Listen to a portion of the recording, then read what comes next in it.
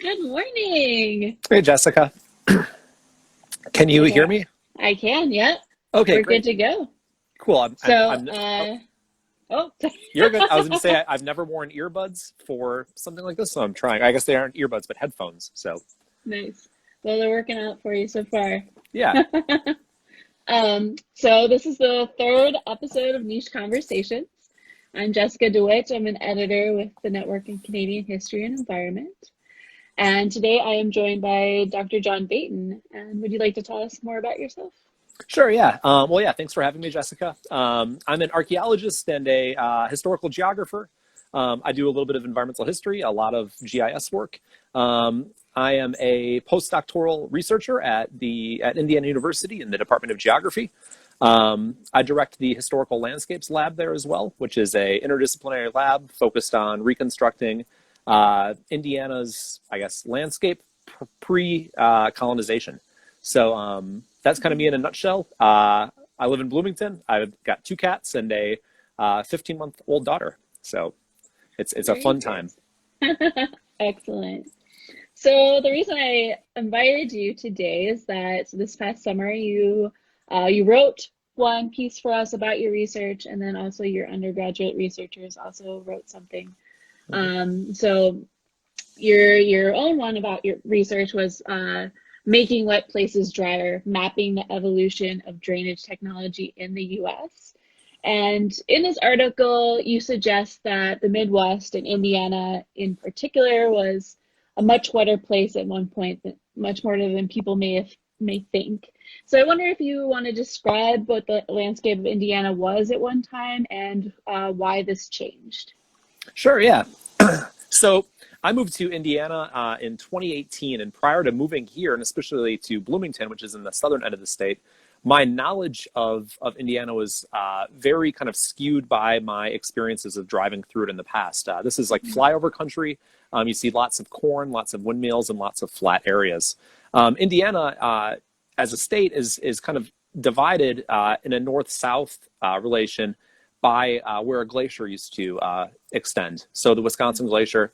So just south of Indianapolis is where Bloomington is, and it's a really hilly, kind of remarkable landscape. Lots of trees and karst outcropping and caves and things like that.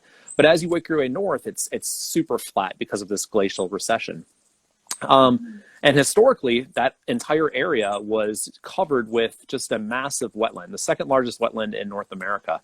Um, and so this is something that when you travel through that landscape today, you don't really realize because you see corn and little cities and stuff like that.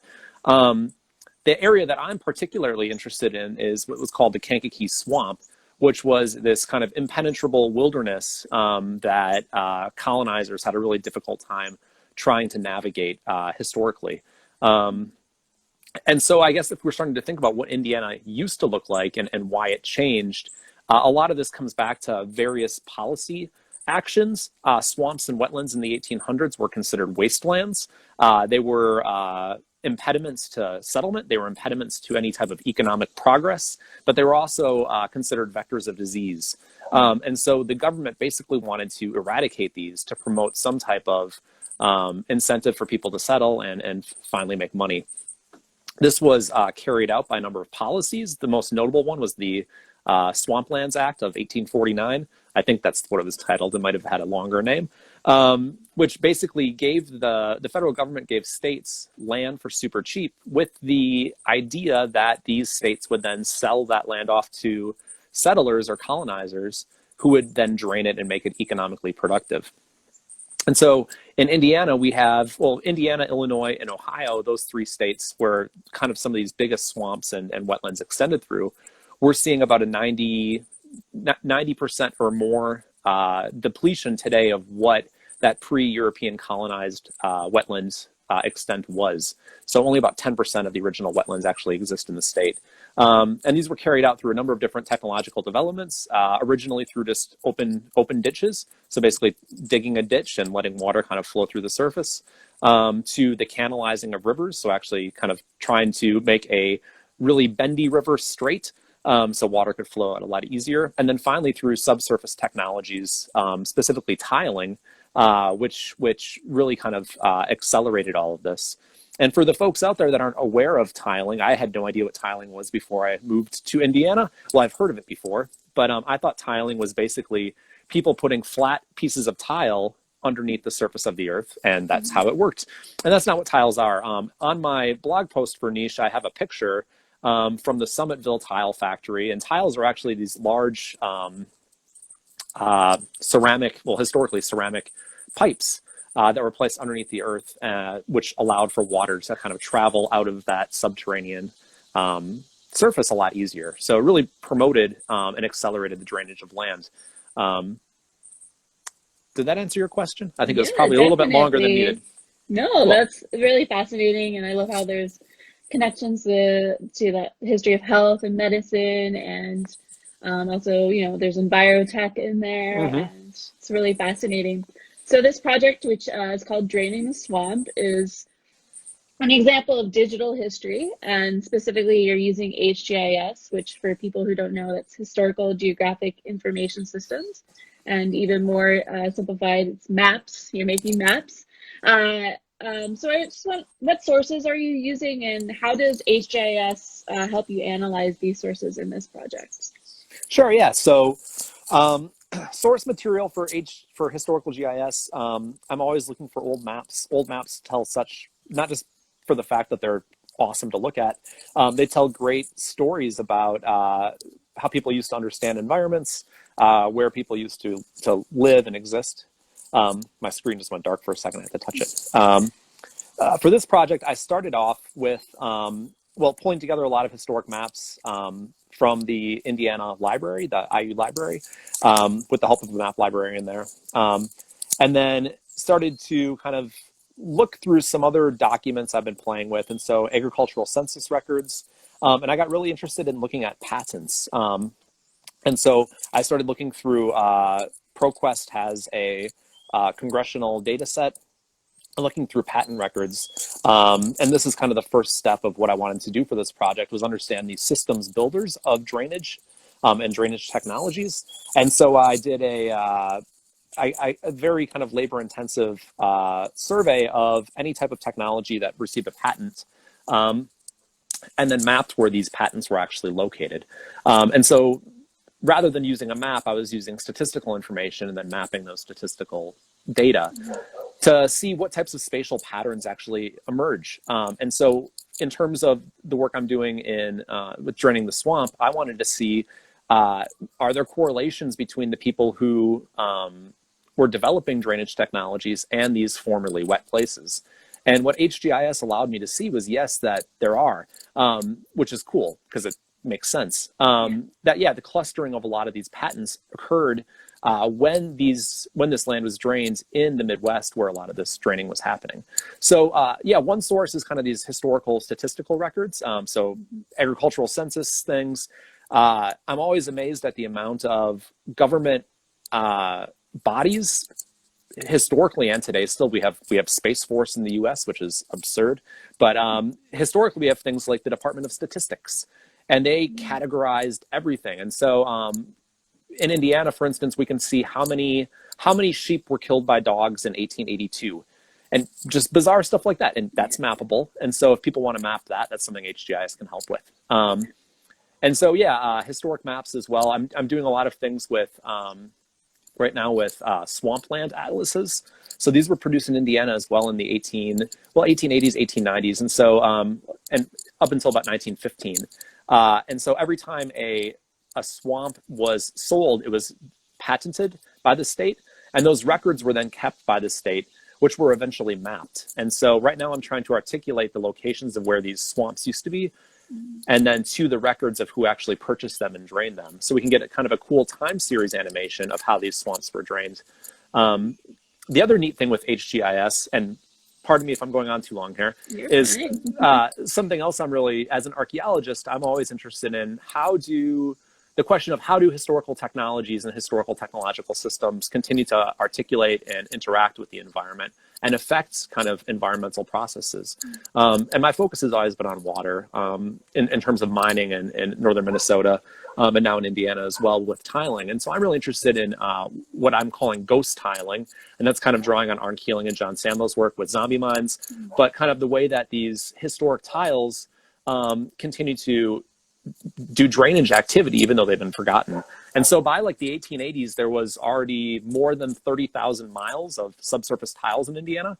And I know that the majority of those are still underground. They haven't been removed. I'm not sure how much of that is actually intact. And I'm also not sure how much of that farmers whose land or owners of whoever's land those tiles sit on know that that stuff is there. And so that's a question I have, is how much of this ghost tiling still exists and how much of that is actually captured in current environmental kind of data sets and management policies. I'm not, I can talk I talk too much sometimes. No worries. No, that's fascinating. I as you may know, I worked at the HGS lab at the University of Saskatchewan for most of my PhD work. But I haven't yet gotten's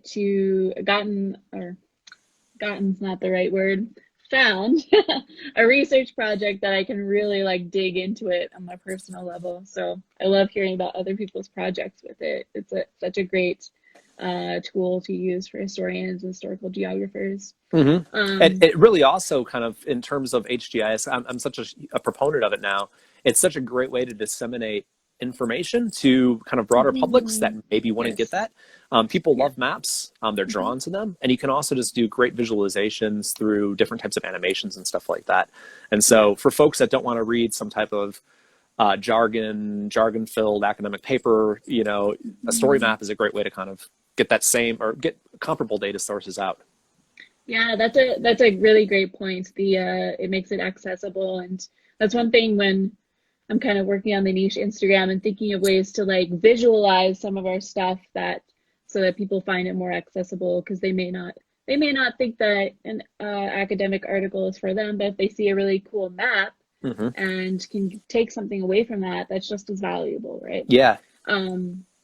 Yeah. So as you mentioned earlier, you're the co-director of the Historical Landscapes Laboratory.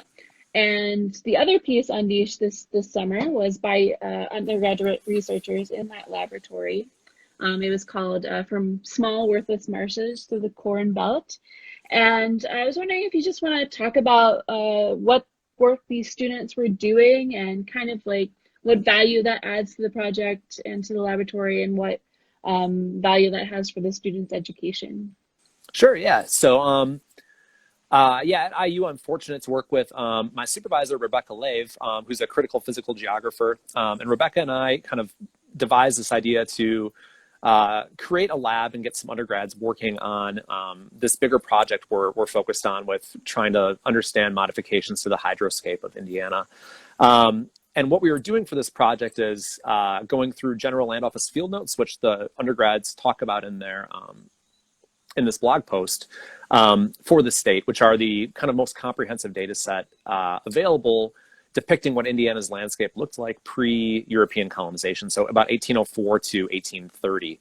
And so in this lab, we have currently 6 undergrads working on digitizing and integrating data from the GLO field notes into spreadsheets that are then joined to the HGIS that we're building. And so my undergrads do all the heavy lifting for the lab. They're the gears that make the machine function. I'm just there that's kind of making sure things stay on track and seeing if I can help at all. So for me, it's super nice, especially in a time of COVID, that I'm able to communicate with folks that I'm not used to, that I'm not, it's other kind of communities to communicate with. And so for me, that's one of the great things, as well as them, doing all of this legwork. They're also coming up with really interesting research questions and really interesting approaches to some of the data that I probably wouldn't have thought of originally. And so we don't want them just doing data entry. We want them to be, thinking about how can we analyze this data and tell stories about it that are meaningful and interesting. So they're doing a really good job of kind of generating that as well. And we have my students in the lab too, they're from diverse fields. So we have a historian, a number of environmental scientists, anthropologists, so kind of across the spectrum. And so it's nice getting these different perspectives too. For them, I think the benefit working in the lab is they get to work with Rebecca and myself, and kind of understand how academic research is conducted at an undergraduate level. The majority of these students want to go on to graduate school, and so this is kind of maybe the first step or first taste in what an academic kind of lifestyle might be like. Hopefully, I'm showing that it's okay. It's not terrible. The other thing they're getting is they're working in a collaborative environment. And I think a lot of undergrads, well, I think working in a collaborative environment is super fulfilling. It can be really frustrating as well, but it can be fulfilling. And I think as undergrads, these folks are doing just an outstanding job working together and helping each other out with questions. And so one of the things they're doing is interpreting notes that were written in 1804 in cursive with jargon from the early part of the 19th century. And so they're kind of deciphering all of this themselves with the help of their colleagues in the lab. So it's a really cool experiment that I'm really happy has turned out the way it has. This was something we weren't sure like how it was going to function, and I think it's functioning pretty well right now. So, yeah. Yeah, well, that sounds great. Thank you for telling us about that. So I guess we'll wrap up now. So if people want to follow the work of John or this laboratory, you can follow him on Twitter at @hist_landscapes. And I want to thank you for your time today. And yeah, thanks. Yeah, Man. thank you, Jessica. Yeah. I hope Saskatoon is warming up and everything like that. Yeah. Okay. Thanks for talking See with me. ya. See ya. Bye.